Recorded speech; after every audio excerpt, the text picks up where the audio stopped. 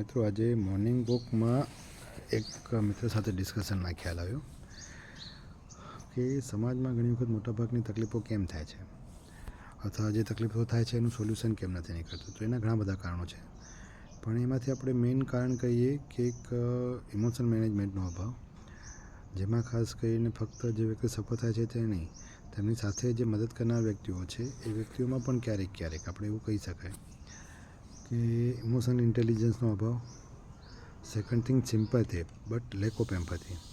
ઘણી વખત જે વ્યક્તિને આપણે પોતાના માનીએ છીએ અને જેને આપણે મદદ કરીએ છીએ એ વ્યક્તિ વિશે આપણે લાગણી ધરાવતા હોય છે.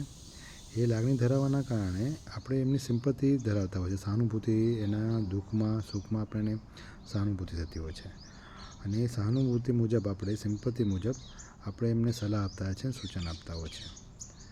પરંતુ ઘણી વખત આપણે કહી શકાય કે મોટાભાગના કિસ્સામાં આ સહાનુભૂતિ કામ નથી કરતી. એ ફક્ત ટેકો આપે છે તકલીફને સહન કરવાનો, સોલ્યુશન કે રસ્તો નથી બતાવતો. એટલે ઘણી વખત લેક ઓફ એમ્પથી અને લેક ઓફ સાયકોલોજીકલ રીઝન અને લેક ઓફ બાયોલોજીકલ ચેન્જીસ જે એ સાથે હોય છે બધા બાળકોમાં કે મેલ ફિમેલમાં, જે લોકો જાણતા નથી હોતા. જેના કારણે શું થાય છે કે આવી સહાનુભૂતિમાં આપણે જ્યારે મદદ કરીએ છીએ તો એ મદદ નથી હોતી. એ જે પોષણ હોય છે એ પોષણ આપણે આપતા હોય છે, પણ એ પોષણ આપણે જે આપીએ છીએ જે વ્યક્તિને, અને આપણે એને મદદ માની લઈએ છીએ. પણ માની લો કે કોઈ વ્યક્તિ આલ્કોહોલ પીવા માટે ફોર્સ કરે છે, બરાબર છે, અને એનું કારણ ડિપ્રેશન કે સ્ટ્રેસ છે, પણ આપણે એને આલ્કોહોલમાં મિત્ર છીએ અને આપણે એને પીવા દઈએ છીએ, આપણે એને રોકતા નથી. કેમ કે આલ્કોહોલ પીવાથી શું નુકસાન થાય એ મહત્ત્વ કરતાં આપણે ઘણી વખત દોસ્તોને પ્રાયોરિટી આપી એ સહાનુભૂતિ કામ કરે છે. અહીંયા એમ્પથી આપણે જો હોય કે જો એની જગ્યા પર આપણે હોત અને દારૂ પીતા હોત તો શું નુકસાન થતું. બીજું કે આના કારણે બીજા લોકોને પણ શું નુકસાન થશે ઘરમાં. અથવા આપણે એવું કહી શકાય કે એના જે કારણો છે, જે કારણો જ્યારે વ્યક્તિ આલ્કોહોલ પીએ છે તો એનો રસ્તો શું કાઢો, એની જગ્યા પર આપણે ફક્ત સહાનુભૂતિના કારણે ફક્ત અને ફક્ત આપણે જો એને મદદ કરીએ અને આલ્કોહોલ આપીએ તો નુકસાન થાય ને.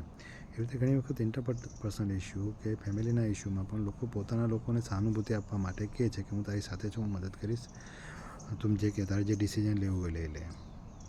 પણ એ ડિસિઝન એ વ્યક્તિનું યોગ્ય છે કે અયોગ્ય એ તમને નથી જોતા એમ, અથવા આપણે એ લોકો ઓળખી નથી શકતા એમ. તેમજ એની પાછળના કારણો પણ ઘણી વખત ખ્યાલ નથી આવતા, જેમાં મેઇન કારણો બાયોલોજીકલ, સાયકોલોજીકલ હોય. પણ ઘણા લોકો એ કારણો ન ઓળખીને કારણે સોશિયલ ઇસ્યુ ઘણા બને છે. અને બીજું આમાં લેક ઓફ એમ્પથી, એટલે કે આપણે આપણા વ્યક્તિની માટે જે સહાનુભૂતિ એના માટે જ વિચારે છે, પણ એ વ્યક્તિના કોઈ પણ ડિસિઝનના કારણે ઓવરઓલ સમાજમાં, કુટુંબમાં કે ઘરમાં કે એમના પાર્ટનર કે એમના બાળકો પર કે એમના મા બાપ પર શું અસર થશે આપણે નથી વિચારતા.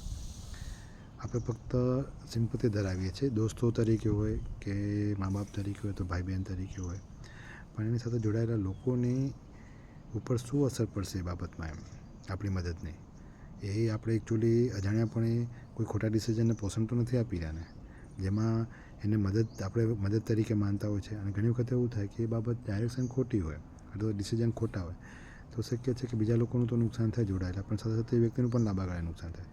તો મિત્રો, સહાનુભૂતિ તો ધરાવો તે જરૂરી છે, પણ સાથે ઇમોશનલ ઇન્ટેલિજન્સ પણ ધરાવો, એમ્પથી પણ ધરાવો. એટલે કે તમારી ફિલિંગ અને એમની બીજાની ફિલિંગ અને એમના ડિસિઝનથી શું તકલીફ થઈ શકે અને એના કારણો શું છે એને સોલ્વ કરો, ના કે ત્યાંથી ભાગો અને ઇઝી રસ્તો શોધો. કેમ કે કોઈ પણ ઇઝી રસ્તો શોધવામાં હંમેશા નુકસાન જ રહ્યું હોય છે, પણ એ નુકસાન ઘણી વખત આપણે એવું માનતા બીજાનું થાય છે, આપણું નથી.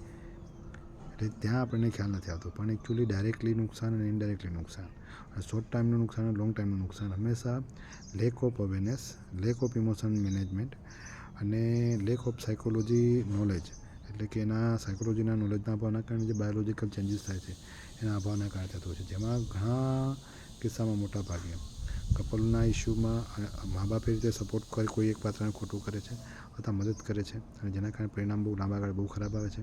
કેમ કે જે મેઇન રૂટ કોઝ જો સાયકોલોજીકલ હોય તો બાયોલોજીકલ હોય તો ચેન્જ નથી થવાનું. એટલે કોઈ ઇસ્યુ બન્યા પછી પણ તમે અલગ થાઓ કે કોઈ એવા ડિસિઝન લઈ લો જે ટેમ્પરરી સોલ્યુશન લાગતા હોય, પણ એનાથી ફાયદો થતો નથી હોતો. તો હંમેશા આ બાબતમાં 3 આસ્પેક્ટમાં વિચારવું જરૂરી છે. જ્યારે રિલેશનશિપમાં કે ફેમિલીમાં કે બાળકોને કંઈ ઇસ્યુ બનતો હોય તો એ બધાથી પહેલાં તો એક બાયોલોજીકલી, એટલે કે એજ સાથે જોડાયેલું છે, એજ પ્રમાણે શું બદલાવ આવે, બીજું કે એજ પ્રમાણે સાયકોલોજીકલ શું ચેન્જીસ આવે છે એ પણ જાણવું જરૂરી છે. ત્રીજું, એન્વાયરમેન્ટની ઇફેક્ટ કેવી છે, અને ચોથું કે ચાઇલ્ડહુડનું અપબ્રિંગિંગ કેવું કરવામાં આવેલું છે.